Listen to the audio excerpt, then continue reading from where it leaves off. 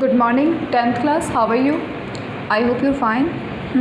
10th class, आपको पता है कि हमने आपके पद्य खंड आता है, ठीक है। पद्य खंड के अंदर मैंने आप लोगों के 3 चैप्टर्स दिए थे। एक देवदत्त शर्मा का, ठीक है, देवदत्त मिश्र का, एक था आपके सूरदास और एक था आपके तुलसीदास।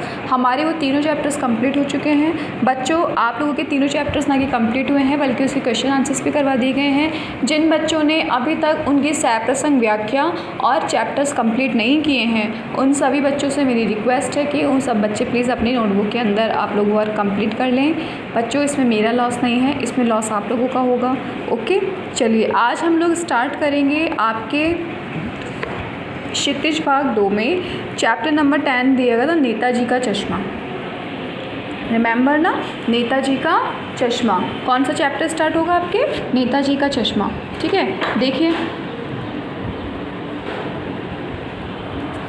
नेताजी का चश्मा, इधर देखिए आप सारे बच्चे, पेज नंबर 287। नेताजी का चश्मा, स्वयं प्रकाश, सबने निकाल लिया है? गुड।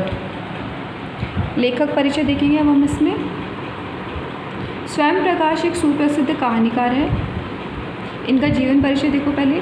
स्वयं प्रकाश एक सुप्रसिद्ध कहानीकार है। इनका जन्म सन 1947 ईस्वी में मध्य प्रदेश के इंदौर शहर में हुआ था। ये मैकेनिकल इंजीनियरिंग की शिक्षा प्राप्त करने के पश्चात औद्योगिक संस्थानों प्रतिष्ठानों में सेवा कार्य करते रहे। इन्होंने अपनी सेवानिवृत्ति के बाद मध्य प्रदेश भोपाल शहर में रहकर वसुधा पत्रिका का संपादन कार्य आरंभ किया है। वर्तमान में भी यही कार्य कर रहे हैं। इन्हें इनके श्रेष्ठ कार्यों के लिए पहल सम्मान बनमाली पुरस्कार तथा राजस्थान साहित्य अकादमी पुरस्कारों से सम्मानित किया गया। इनकी रचनाएं देखिए, अब तक उनके 13 कहानी संग्रह प्रकाशित हो चुके हैं। उनके प्रमुख कहानी संग्रह निम्नलिखित हैं: सूरज कब निकलेगा, संधान आएंगे, अच्छे दिन भी और आदमी जात का आदमी। इन्होंने कई उपन्यास भी लिखे हैं। इनके प्रमुख उपन्यास से ईंधन बीच में विरह। भाषा शैली देखिए, स्वयं प्रकाश जी ने अपनी कहानियों में मध्यम वर्गीय जीवन की अद्भुत झांकियाँ प्रस्तुत की है। अपनी कहानी नेताजी का चश्मा में इन्होंने नेताजी सुभाष चंद्र बोस के प्रति जन सामान्य श्रद्धा एवं प्रेम का सजीव चित्रण किया है। लेखक की भाषा सरल, सहज व सुबोध है। इनकी भाषा में तत्सम व देशी व विदेशी शब्दों का प्रयोग प्रचुर मात्रा में किया गया है। जैसे तत्सम शब्द आहत, लक्षित, प्रयास, दुर्दमनीय व उपलब्ध आदि। विदेशी शब्द जैसे चश्मा, आइडिया, कमसिन, कंपनी, बस्ट, सिलसिला, रियल, ओरिजिनल आदि। इसी प्रकार देशज शब्द जैसे सरकंडा, तोंद, गिराक आदि। लेखक की शैली चित्रात्मक, संवादात्मक, वर्णनात्मक, भावपूर्ण तथा प्रभावपूर्ण है। देखिए, कैप्टन एक अद्भुत शब्द चित्र। एक बेहद बूढ़ा मरियल सा लंगड़ा आदमी, सिर पर गांधी टोपी और आंखों पर काला चश्मा लगाए, एक हाथ में छोटी सी बंदूक और दूसरे हाथ में एक बांस पर टंगे बहुत से चश्मे। पाठ का सार। बच्चों मेरी बात सुनिए। बच्चों, ये जो चैप्टर आपके दिया गया है ना, इस चैप्टर के अंदर जो आपकी लैंग्वेज आ रही है ना, वो लैंग्वेज आपके पड़ेगी थोड़ी सी टफ। आपको समझने में थोड़ी सी दिक्कत आएगी, क्योंकि इसको समझने में प्रॉब्लम मैं समझ सकती हूँ, क्योंकि चैप्टर मैंने पढ़ा है। इस चैप्टर को समझने में आपको बहुत दिक्कत आएगी, बहुत ही मतलब लैंग्वेज इसमें थोड़ी सी हार्ड पड़ती है। अब इसको हार्ड पढ़ने के अंदर ये होगा कि बच्चों, मैं अपनी तरफ से समझाने की पूरी कोशिश करूँगी। आप लोग इस वीडियो को एक बार ना देख करके 2-3 बार देखें, ताकि आप लोगों को समझ में आए। और एक साथ नहीं भगाना है हमारे को कोर्स को। इस चैप्टर को आराम से धीरे धीरे स्लोली चलेंगे, ताकि तुम्हारे को ये समझ में आ सके, ठीक है। चलो पाठ का सार देखते हैं।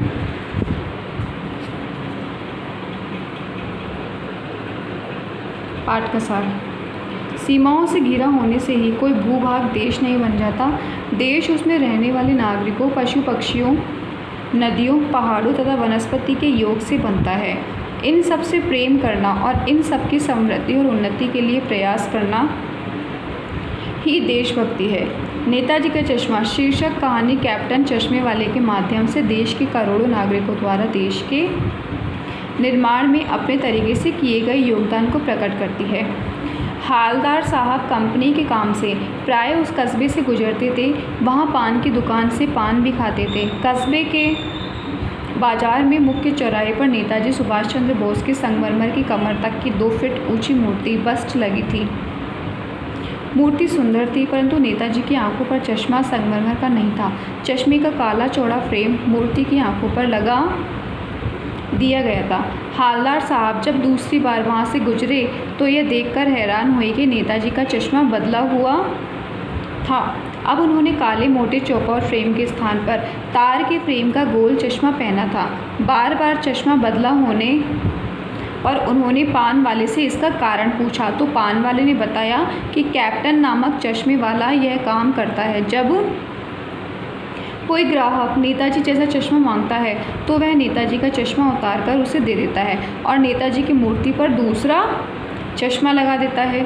हालदार साहब ने जानना चाहा कि क्या कैप्टन नेताजी का साथी है या आज़ाद हिंद फौज का भूतपूर्व सिपाही। पान वाला मुस्कुराकर बोला, नहीं, वह लंगड़ा फौज में कैसे हो सकता है, वह तो पागल है। उसने कैप्टन की ओर संकेत किया तो जो उस तरफ ही आ रहा था। एक देशभक्त का मजाक उड़ाया जाना हालदार साहब को अच्छा नहीं लगा। उन्होंने देखा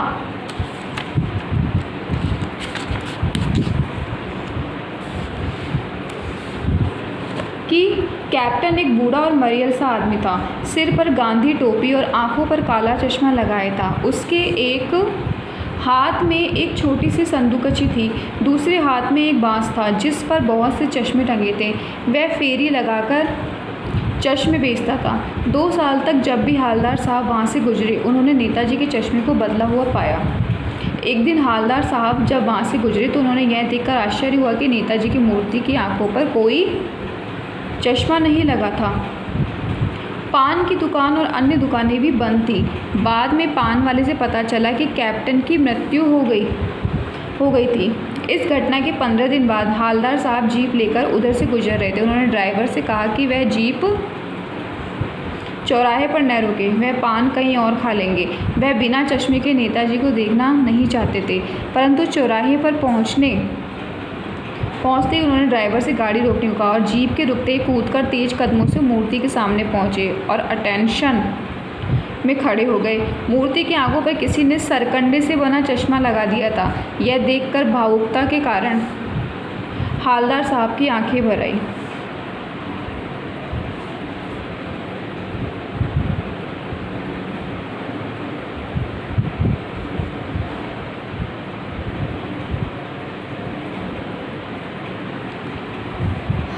बच्चों एक बार यहाँ पर स्टॉप करो। अब मेरी बात सुनिए।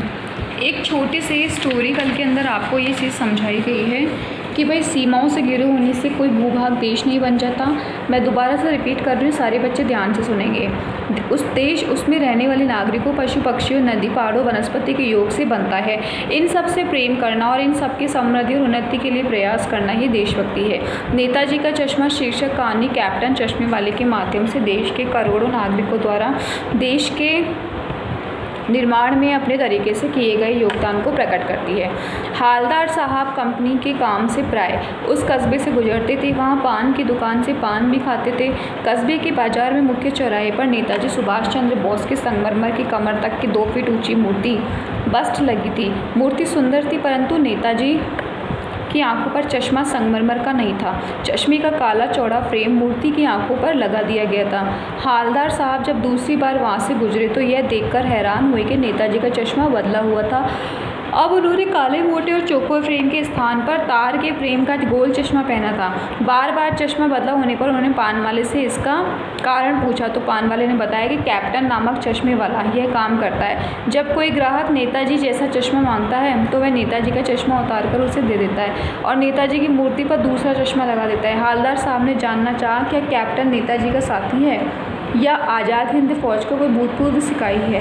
पान वाला मुस्कुराकर बोला, नहीं, वह लंगड़ा फौज में कैसे हो सकता है, वह तो पागल है। उसने कैप्टन की ओर संकेत किया जो उस तरफ ही आ रहा था। एक देशभक्त का मजाक उड़ाया जाना ना हालदार साहब को अच्छा नहीं लगा। उन्होंने देखा कि कैप्टन एक बूढ़ा और मरियल सा आदमी था। सिर पर गांधी टोपी और आंखों पर काला चश्मा लगाया था। उसके एक हाथ में एक छोटी सी संदूकची थी और देखो फिर से, सिर पर गांधी टोपी और आंखों पर काला चश्मा लगाया था। उसने एक हाथ में एक छोटी सी संदूकची थी और दूसरे हाथ में एक बांस था जिस पर वह बहुत से चश्मे टंगे थे। वह फेरी लगाकर चश्मे बेचता था। 2 साल तक जब भी हालदार साहब वहाँ से गुजरे उन्होंने नेताजी के चश्मे को बदला हुआ पाया। एक दिन हालदार साहब जब वहाँ से गुजरे तो उन्होंने यह देखकर आश्चर्य हुआ कि नेताजी की मूर्ति की आंखों पर कोई चश्मा नहीं लगा था। पान की दुकान और अन्य दुकानें भी बंद थीं। बाद में पान वाले से पता चला कि कैप्टन की मृत्यु हो गई थी। इस घटना के 15 दिन बाद हालदार साहब जीप लेकर उधर से गुजर रहे थे। उन्होंने ड्राइवर से कहा कि वह जीप चौराहे पर न रुके, वह पान कहीं और खा लेंगे। वह बिना चश्मे के नेताजी को देखना नहीं चाहते थे, परंतु चौराहे पर पहुंचते ही उन्होंने ड्राइवर से गाड़ी रोकने को कहा और जीप के रुकते ही कूदकर तेज कदमों से मूर्ति के सामने पहुंचे और अटेंशन में खड़े हो गए। मूर्ति की आंखों पर किसी ने सरकंडे से बना चश्मा लगा दिया। यह देखकर भावुकता के कारण हालदार साहब की आंखें भर आई।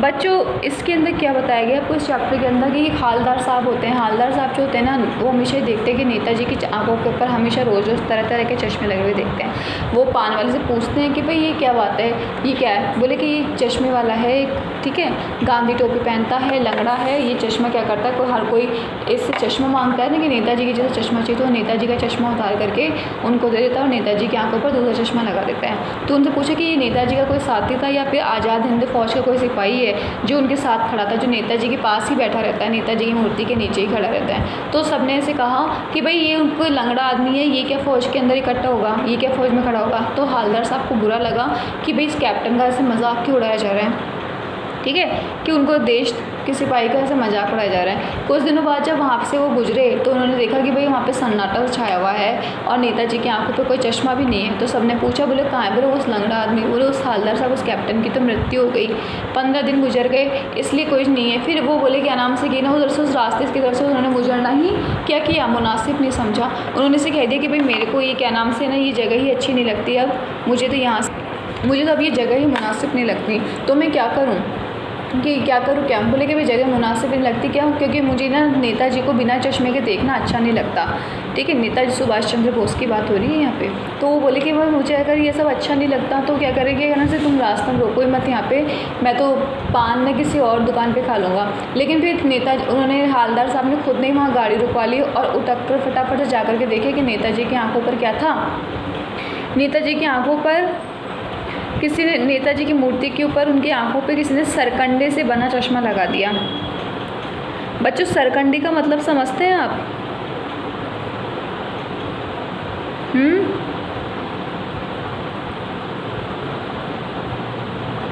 पतली डंडी जैसी एक घास, पतली डंडी की जैसी एक घास। उन्होंने एक घास देख ली, वो देख करके उनकी आंखें भावुकता से भर आई। किस तरह की भावुकता से कि भाई ये वो नेता है जिसने हमारे को क्या किया, हमारे देश को आज़ाद कराने के लिए, हम लोगों को अंग्रेज़ों से मुक्ति दिलाने के लिए अपनी जान की बाजी लगा दी, अपनी जान लगा दी। और लगाने के बाद में क्या हो गया, अचानक से नहीं, जान की बाजी लगा दी और फिर उनके बाद में भी, उसके बावजूद, इतना सब करने के बावजूद आज उनकी आंखों पर किसी ने क्या कर दिया, सरकंडा, मतलब घास की जैसी कोई पतली सी डोरी होती है उसको आँख चश्मे की जगह लगा दी। उनका इस तरीके से मजाक उड़ा दिया। ये देख करके वो बहुत ज़्यादा भावुक हो गए। यही बताना चाहे कि भाई कोई इंसान अपना बलिदान दे देता है और देने के बाद में अगर उसके साथ में इस प्रकार से हो जाता है तो ये सब कुछ सही नहीं है। बच्चों, कल हम पढ़ेंगे इसकी सप्रसंग व्याख्याएं।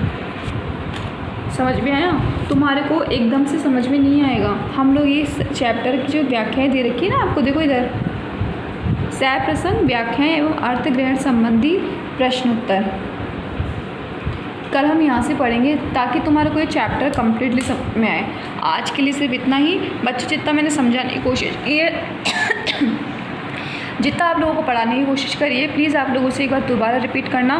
बच्चों, मैं पहले ही कह रही हूँ कि एक बार में तुम्हारे को ये चैप्टर समझ में नहीं आएगा, इसको समझने में तुम्हें समय लगेगा। Okay, bye.